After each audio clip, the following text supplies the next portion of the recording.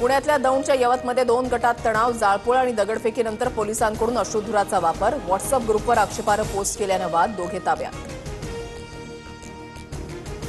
छत्रपती शिवाजी महाराजांच्या पुतळ्याचा अवमान, मशिदीवर दगडफेकीनंतर उद्रेक, पोलिसांकडून वेळीच घटनास्थळी धाव घेत परिस्थिती नियंत्रणात आणण्याचा प्रयत्न. पुण्याचे पालकमंत्री अजित पवार यवतमध्ये दाखल, हिंसाचारानंतर तणावग्रस्त भागाची पाहणी करणार. हिंसाचारानंतर यवत पोलिसांचा रूट मार्च, परिसरात सध्या तणावपूर्ण शांतता, मोठा फौजफाटा तैनात.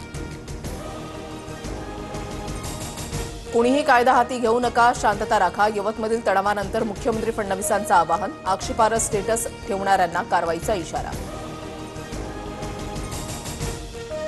मंत्रिमंडळामध्ये आता बदल होणार नाही, फडणवीसांकडून धनंजय मुंडेंच्या लॉबिंगच्या चर्चांना ब्रेक, मंत्रिमंडळाची चर्चा मुंडेंच्या स्तरावर होत नाही, फडणवीसांचं वक्तव्य. चौफुल्यातील गोळीबार प्रकरणावरून अजितदादांचा इशारा, कुठे चौफुल्याला जाऊन तडफडू नका, अजित पवारांचे आमदार शंकर मांडेकरांसमोरच कार्यकर्त्यांना तंबी.